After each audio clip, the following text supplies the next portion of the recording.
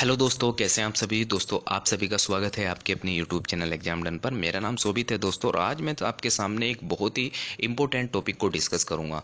इसमें मैं आज आपके सामने डिस्कस करूंगा चंद्रमा पर जो हमने चंद्रयान 3 मिशन भेजा है वो क्यों जरूरी था। आपने कभी सोचा है दोस्तों, आपके मन में भी सवाल आया होगा कि किस प्रकार से हमने अपना चंद्रयान मिशन भेजा और भेजा क्यों है। क्या हम वहाँ से कुछ ऐसी चीज़ें लेके आएंगे जो हमारे देश की इकोनॉमी को बूस्ट करे। जी हाँ दोस्तों, सारी की सारी बातें डिस्कस करूंगा कि इकोनॉमी के लिहाज से वो क्यों जरूरी था जो हमने चंद्रयान मिशन भेजा था, और आज के समय में कौन कौन से वो देश हैं जो हमारी तरफ को देख रहे हैं कि हम भी कोई किसी का मिशन लॉन्च करेंगे और किस प्रकार से हमारी इकोनॉमी को वो बूस्ट करेगा। सारी बातें डिस्कस करूंगा दोस्तों। बस आपको करना क्या है, चैनल को सब्सक्राइब करना है, वीडियो अच्छा लगे तो उसको लाइक भी जरूर करना है दोस्तों। इसी प्लेटफॉर्म पर मैं आपके लिए नई नई वीडियो मतलब आपका जो भी करंट में इशू डिस्कस होते हैं उनको मैं आप अच्छे से डिटेल से चर्चा करता हूं। तो बस आपको चैनल को सब्सक्राइब करना है। अगर आप यूपीएससी या फिर किसी भी स्टेट पीसीएस की तैयारी कर रहे हैं तो इसी प्लेटफॉर्म पर मैं आपके लिए एक आधुनिक भारत के इतिहास की लेक्चर सीरीज को लेके आऊंगा, जिसमें आपको बताऊंगा कि किस प्रकार से घटनाएं घट रही थी। ठीक है, तो बस आपको चैनल को सब्सक्राइब करना है। चलिए दोस्तों शुरू करते हैं। पहले तो मैं आपको ये आंकड़े दिखा देता हूं जो कि ग्लोबल स्पेस इकोनॉमी से रिलेटेड है। दोस्तों ग्लोबल स्पेस इकोनॉमी क्या होती है, जैसे हमारा देश है, ठीक है, हमारे देश के अंदर एक संस्था है जो स्पेस के सारे मिशन देखती है, जिसका नाम है इसरो। दोस्तों इसरो के पास अगर ऐसी कैपेबिलिटी है, ऐसी काबिलियत है कि हम अपनी सैटेलाइट को, जैसे हमने चंद्रयान 3 मिशन भेजा है, ऐसे ही दोस्तों हम अपना आदित्य L1 यानी कि हम सूरज को जांचने की कोशिश करेंगे। ऐसे ही दोस्तों हम शुक्रयान मिशन भेजेंगे अपना। तो वो हमारे पास कैपेबिलिटी है। वो किसी के पास ऐसे, जैसे नासा के पास है, जैसे रोस्कोमोस के पास है, जास्का के पास है, ऐसे ही दोस्तों हमारे पास कैपेबिलिटी है।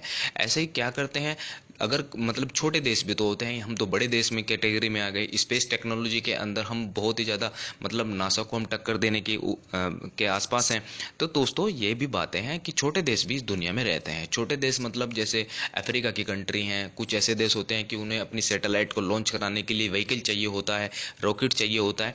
तो वो क्या करते हैं, वो इन देशों से कॉन्टैक्ट करते हैं। जैसे हमारा देश है, हमारे देश ने क्या किया कि सऊदी अरब की एक सैटेलाइट को हमें लॉन्च करना है, तो वो हमारे पास लेके आते हैं कि भाई हमारी सैटेलाइट को लॉन्च करते हैं। ठीक है, इसरो के द्वारा ये काम किया जाता है। अब इसरो काम करता है, वो सैटेलाइट को लॉन्च उनके कर देता है, तो वो उनसे क्या करता है, भाई मुझे इतने पैसे चाहिए, इतने पैसे में मैं तेरी सैटेलाइट को लॉन्च कर दूंगा। अब उसकी सैटेलाइट लॉन्च हो गई। अब वो पैसा आया किसके पास, सरकार के पास आया।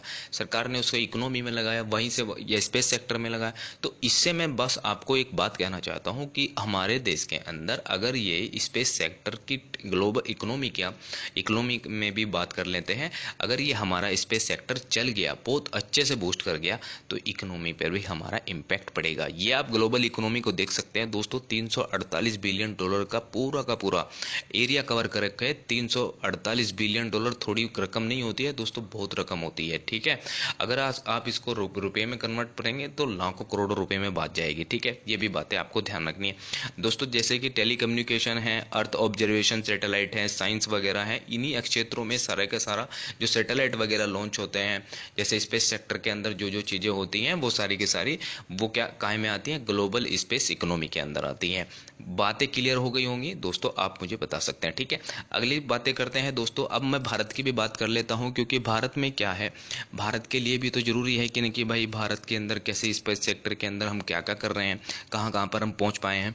तो देख सकते हैं दोस्तों आप, इसमें 2012 के अंदर हमारी जो इकोनॉमी थी स्पेस सेक्टर की ग्लोबल के मुकाबले वो 1% मतलब $1 बिलियन की थी। ठीक है, अब 2021 में आप देख पा रहे हैं, लगभग आज के समय में अगर हम बात करें 2023 के अंदर बात करें तो ये $50 बिलियन की हो चुकी है कि हम $50 बिलियन का हम इतना स्पेस सेक्टर के अंदर इतनी सैटेलाइट को हम लॉन्च कर देते हैं, सैटेलाइट लॉन्च कर देते हैं। और साथ ही साथ दोस्तों हम इसमें अपना जो कारोबार है, जैसे हमने अभी चंद्रयान 3 को लॉन्च किया है, उसमें भी सारा का सारा ये ऐड हो जाता है।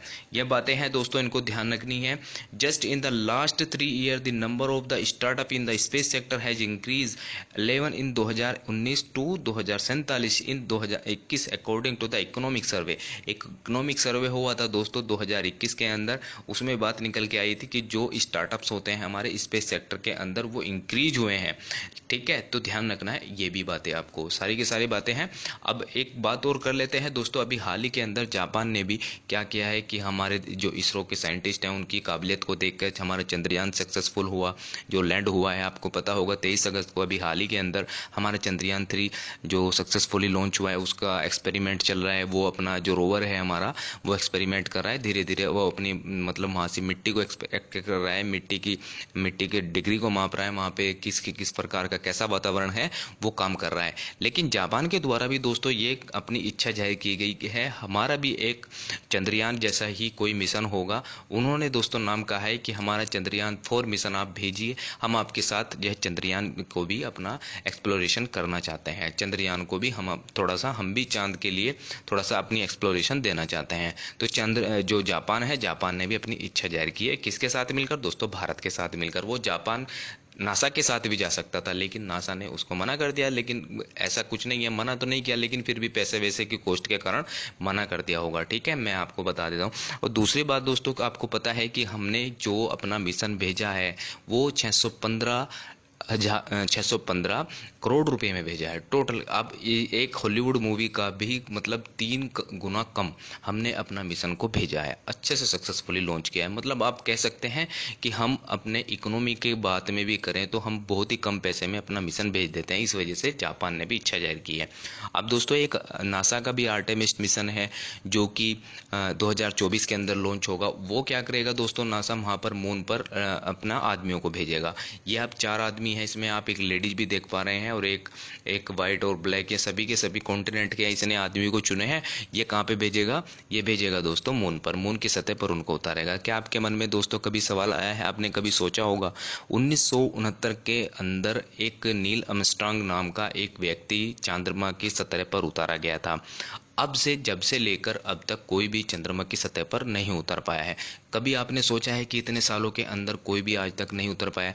और आज भी दोस्तों ये भी एक क्यूरियोसिटी ही जगी है कि क्या वो मिशन जो उन्होंने अपोलो 11 मिशन था उनका, जहाँ पर चंद्रमा पर उन्होंने उतारा था, क्या वो सच था या फेक स्टोरी ही ऐसे बनाई गई थी? वो उस बातें में नहीं जाएंगे हम, सिर्फ थोड़ा सा आप एनालाइज कर सकते हैं, थोड़ा सा सोच सकते हैं अपने माइंड में कि क्या इतने दिनों तक लगभग ऐसे बैठते हैं लोग, लगभग दोस्तों 60 साल बैठते हैं। 60 सालों के अंदर क्या अमेरिका ने एक भी मिशन लॉन्च नहीं किया? चंद्रमा के सतह पर अपना कोई आदमी नहीं उतारा? सब बातें हैं दोस्तों, उस टाइम पे इतनी टेक्नोलॉजी नहीं थी, लोग बाग अवेयर नहीं थे, लेकिन आज के समय में तो अवेयर है ना, तो ये बातें जरूर सोचते होंगे। ये तो दोस्तों एक थ्योरी है, ये बातें हुई थी, ठीक है, इनको ध्यान रखना है दोस्तों। हमारी ही सैटेलाइट के द्वारा जो आप मैंने बताया था दोस्तों, 2008 के अंदर हमारा चंद्रयान फर्स्ट जो लॉन्च हुआ था, वो ऑर्बिटर लॉन्च हुआ था, उसने दक्षिण ध्रुव की ये एक फ़ोटो क्लिक करके भेजी थी दोस्तों। ये फ़ोटो की बहुत ही अच्छी एक स्टोरी है, वो मैं कभी आपको एक लेक्चर में बताऊंगा कि ये फ़ोटो आया कैसे था। ठीक है, अब चंद्रयान 1 के मिशन के थोड़े के बारे में बात आप कर लेते हैं कि अक्टूबर में इसको लॉन्च किया गया था 2008 के अंदर। सिर्फ उसमें ऑर्बिटर था, कोई लैंडर नहीं था। लेकिन दोस्तों इसमें एक हमारे जो एपीजे अब्दुल कलाम आज़ाद है, उनके द्वारा उस टाइम पे राष्ट्रपति हुआ करते थे, उनके द्वारा एक इनमें ऐड चीज करने के लिए कहा गया था कि आपको एक वहाँ पर चंद्रमा पर एक चीज़ भेजनी है जिससे कि वो फोटो लेगी। तो ठीक है, तो ये बातें हैं दोस्तों, इसको कभी हम अलग लेक्चर में इसको डिस्कस करेंगे। ठीक है, चंद्रयान 1 है, ये चंद्रयान 3 मिशन आपको पता है दोस्तों, अभी हाल ही के अंदर इसको भेजा गया है। कैसे इतिहास रचा है, हमने सॉफ्ट लैंडिंग करा के वहाँ पर इतिहास रच दिया है साउथ पोल पर। ठीक है, ये तो बातें हैं।